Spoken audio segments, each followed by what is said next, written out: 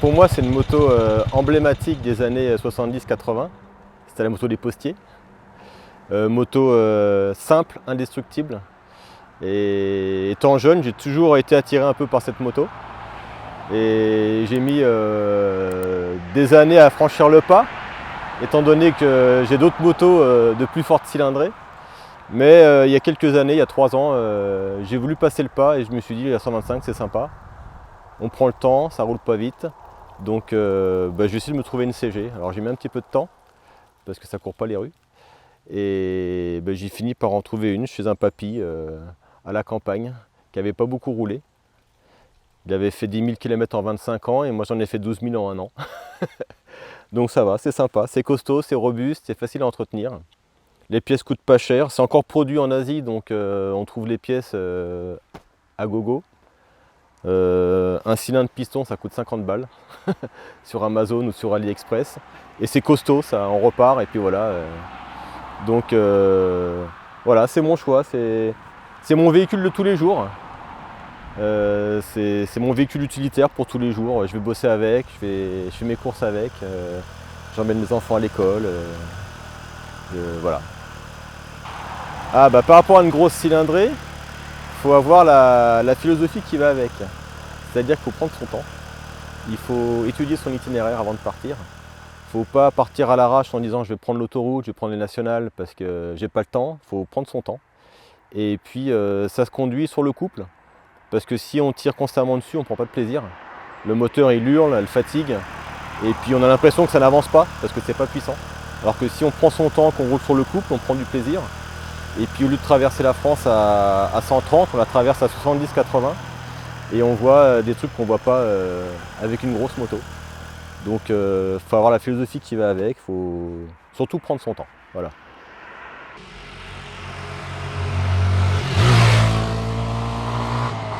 Alors là j'avais quelques jours de congé sans sans but précis.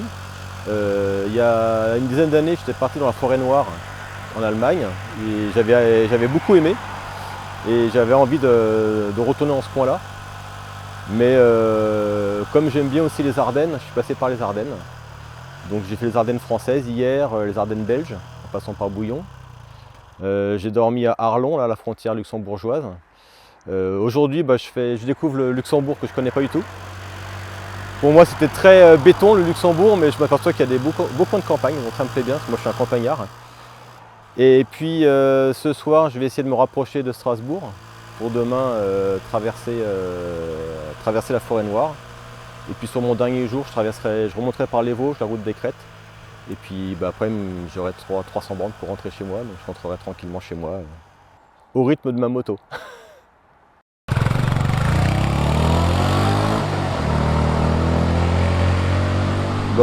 T'inquiète, roule, j'ai envie de te dire. Moi la moto, je l'ai révisée avant de partir parce que j'ai pas envie d'avoir des ennuis. Le kit-chain est neuf, un kit-chain AFAM neuf ça vaut 40 €. Voilà, il est neuf, il est graissé, il est protégé, donc la moto n'est pas puissante, donc il ne va pas se détendre. Sinon elle a été vidangée, voilà. Je vérifie mon niveau d'huile quand même, parce que c'est un petit moteur qui a 25 ans, même s'il n'a pas beaucoup de kilomètres encore. Donc je vérifie mon niveau d'huile le soir. Hier ça n'avait pas bougé. Après en conso, en usage normal, je fais 2,7 litres au 100. Donc là, peut-être un petit peu plus parce que je suis chargé. Et puis voilà, hier j'avais le vent de face, donc j'approche peut-être des 3 litres, mais j'ai jamais dépassé les 3 litres en tout cas. Sa simplicité, sa facilité d'entretien. J'ai eu des motos beaucoup plus modernes. J'en veux plus. Moi je veux pouvoir me mettre accroupi à côté, changer la bougie, démonter le carbu, voir ce qu'il n'a pas, le remettre, voilà quoi. J'ai eu des motos modernes, notamment BM et autres. Pour accéder au filtre à air, il faut démonter le réservoir, la moitié de la moto, et après on a des vis Torx, il faut un tournevis grand comme ça pour aller les chercher. Donc non, ça, les bougies qui sont inaccessibles, le filtre à huile on le retire, tout tombe sur la moto. Là il n'y a pas de filtre à huile, hein, c'est une crépine. L'entretien c'est 1 litre d'huile tous les 5000 km, c'est une bougie, un filtre à air tous les 20 ou 30 000 et puis roule quoi. Puis le charme de cette moto, je trouve que C'est une moto ancienne, parce que celle-ci, elle est sortie en 86 ou 87. C'était déjà une évolution du modèle des années 70. Le moteur est le même. Ils ont juste un peu surdimensionné la partie cycle parce que la première était vraiment légère. J'en ai une de 79 qui est vraiment légère. Elle guidonne de partout, ça freine pas, tout ça. Et son charme, c'est qu'on peut rouler dans la circulation moderne avec un véhicule qui remonte le temps, quoi, qui sort des années 70, des années 80. Et moi, c'est ce plaisir-là que j'ai, quoi. J'aime l'esprit des années 70 où on traversait la France avec une 125 pour aller à un rassemblement. Et arrivé sur place, on ne regardait pas qui avait quoi, on ne se snobait pas, tout le monde était motard. Et c'est cet esprit-là surtout que j'aime beaucoup dans cette moto. C'est voilà, deux roues, un moteur, et il n'y a pas d'électronique, il n'y a pas du SW Motec, il n'y a pas des valises Touratec, il n'y a pas de... Non, il n'y a rien en fait, voilà. Il y a des petits accessoires Decathlon Between à 2 balles. Et moi, voilà, je roule toute l'année avec comme ça et ça me plaît, quoi.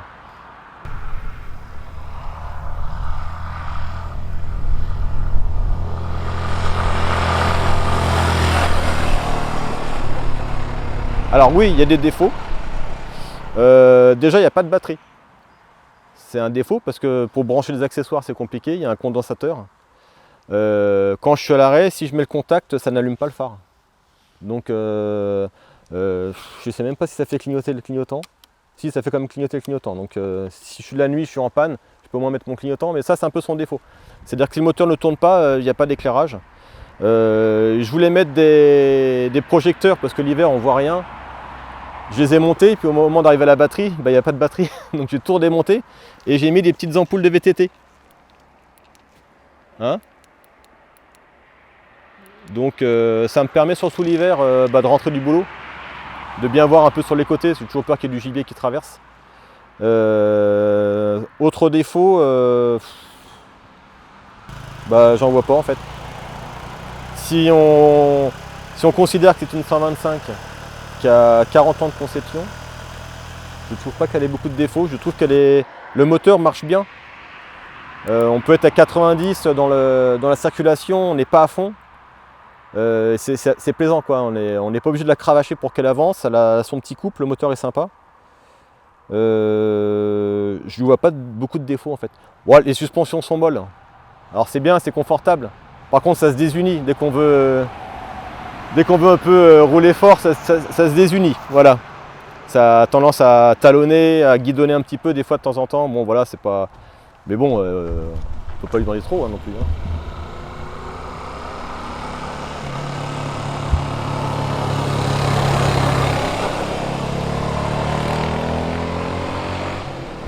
Ouais, je la changerai pas. Je la changerai pas. Oh moi je suis un malade, hein.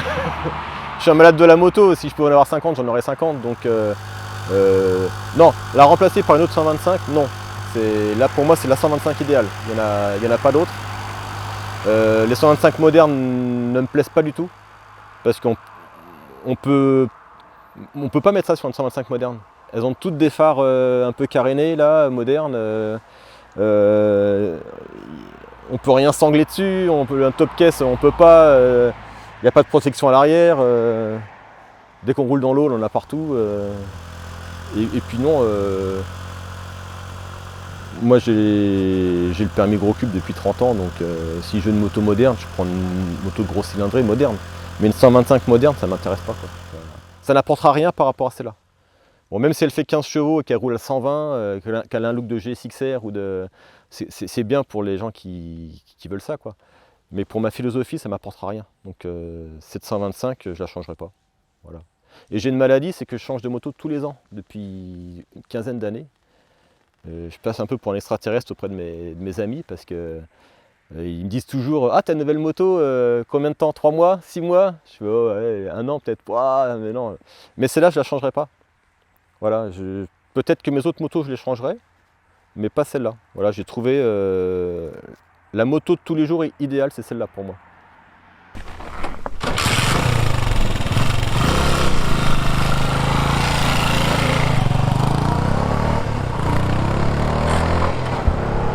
Alors oui, si je dois partir loin avec des copains, je prendrai une autre moto. Je prendrai ma 650. Mais pour rouler seul ou pour rouler au quotidien, quand on a 100-150 bornes à faire, c'est parfait. Bah, en fait, on voit pas beaucoup de gens qui voyagent en 125, donc je me sens un petit peu différent, on va dire. Déjà seul, pas en groupe de copains, donc bon, on est plus attentif à ce qui se passe autour de soi. Et puis bah, voyager tranquillement, prendre son temps avec une moto qui n'est pas prétentieuse, je trouve que ça se perd un peu. Donc c'est ça qui me plaît, c'est d'avoir cette philosophie-là en fait.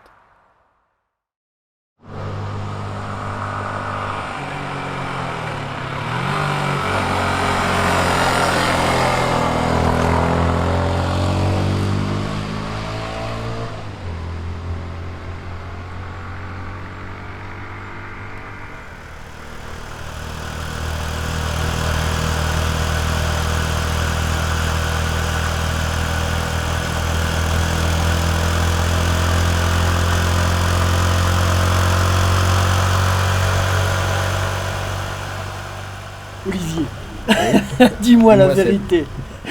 Qu'est-ce que tu as pensé du Luxembourg? Je suis quelqu'un de très sincère. Je dis toujours ce que je pense. C'était quoi tes a priori sur le Luxembourg et du coup qu'est-ce que tu as vu finalement? Alors moi le Luxembourg j'y suis passé 2 fois, je l'ai traversé 2 fois. Je suis allé jusqu'au Nürburgring, aux élèves, avec ma 250 CBR à l'époque. Et bah, je suis passé par Luxembourg Centre, je trouvais que c'était une belle ville, une grande ville avec des beaux monuments, tout ça, une belle ville. Et puis au retour j'ai voulu passer plus par la campagne, je suis passé au sud du Luxembourg. Et j'ai trouvé de la banlieue que de la banlieue, de la ville, des feux, des ralentisseurs, des stations essence, des supermarchés. Et je me suis dit, bah, Luxembourg, c'est pas terrible en fait. Ouais, et à chaque fois qu'un copain me disait, oh, nous on va aller au Luxembourg, je leur disais, mais il n'y a rien à voir là-bas. C'est que du béton. Je dis, moi je l'ai traversé une fois dans un sens, une fois dans l'autre, c'est nul quoi. Mais j'avais sous-estimé le nord que je connaissais pas du tout. Et donc grâce à toi, j'ai découvert une très très belle région, magnifique. Des belles routes bien entretenues,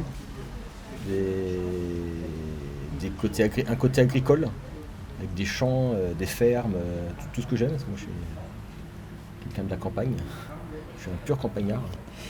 Et donc j'ai aimé ce mélange de vallées, de montagnes et de fermes, de champs. Parc naturel de Lourdes, oui. Où on était ce matin, le Mullertal, enfin toutes les régions sympas. Mm-hmm. On a aussi pu comparer la 125 SR et la 125 CG. Le choc des titans. Ça marche fort un CG, hein, t'as vu? Alors, moi, ce que j'en pense, ta bécane, elle marche mieux. Après, dans la théorie, la SR, je crois, elle fait 12 chevaux. Et la CG, 11. Donc, je pense que j'ai 1 voire 2 chevaux qui se sont barrés de ma moto. Je pense qu'ils sont partis endormis. De mon carbu fatigué. Ils sont en train de brouter, quelque part. Donc, ta bécane, elle marche mieux, effectivement, mais de la théorie, ça devrait être l'inverse. Alors bon, après, des bécanes qu'on 30 ans, on s'en fout. Je pense que ça se voit un peu. Par contre, la SR, la selle, alors c'est incroyable, mais c'est une selle de Goldwing, quoi. La SR, niveau confort, c'est hallucinant. Je confirme. La position, elle est mieux sur la CG quand même, tu as les bras un peu plus bas. Plus neutre. Et par contre, moi je trouve que ces 2 bécanes, tu peux rouler toute la journée avec. Alors, ben voilà, les 125, encore une fois, des motos de rien du tout. Mais qui font le taf. Bah franchement, ouais, tu peux voyager... Discrètement, sans souci, économiquement. Est-ce qu'on peut voyager en 125? Ah oui, sans problème. Est-ce qu'on peut faire 400 bornes par jour en 125? Voilà, il est dans le nez. Est-ce qu'on se fait chier en 125? Non, jamais. Eh ben voilà, Sauf je pense. Sur l'autoroute. Je pense exactement pareil. Il y a vraiment moyen de faire des super road trip et vraiment sans s'ennuyer, quoi. Exactement. Bon, il y a juste que pour frimer, comme tu as dit ce matin, c'est pas l'outil adapté. Non.